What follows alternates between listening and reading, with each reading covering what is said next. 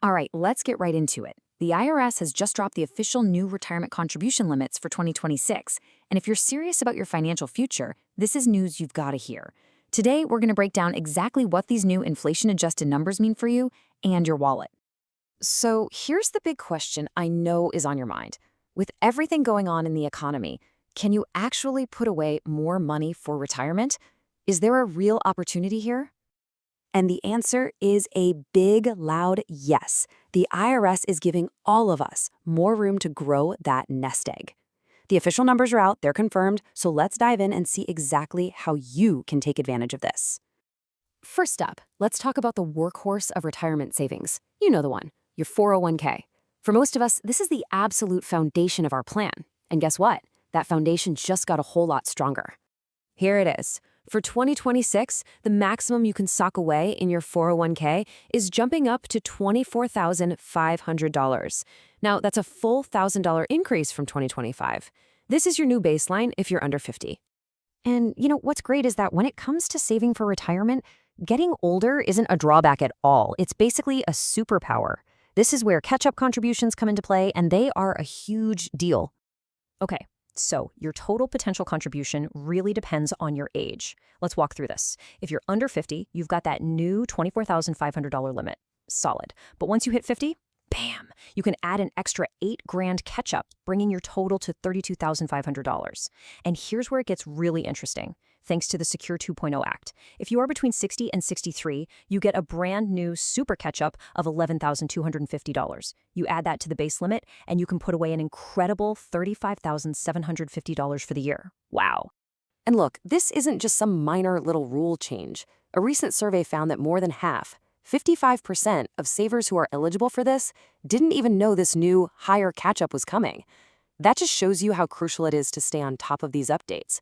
This is a potential game changer for anyone in their peak earning years getting close to retirement.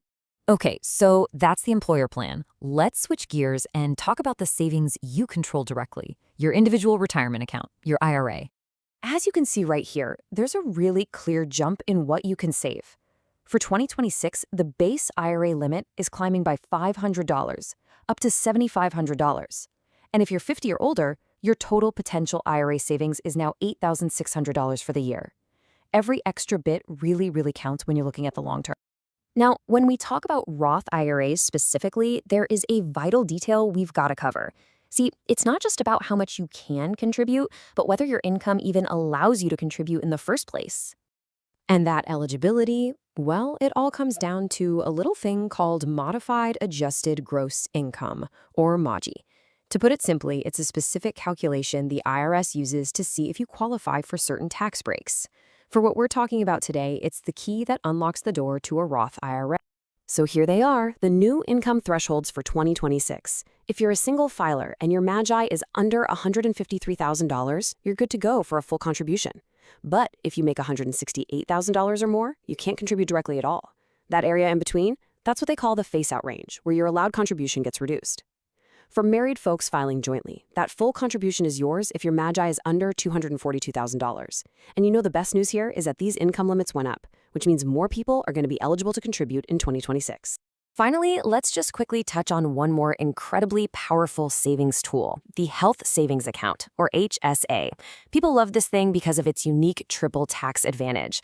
I mean, your contributions are tax deductible, the money grows tax-free, and your withdrawals are also tax-free for qualified medical expenses. It doesn't get better than that. For 2026, if you have a high-deductible health plan, you can put away up to $4,400 for self-only coverage, or a whopping $8,800 for family coverage. And yep, just like the other accounts, there's a catch-up here too.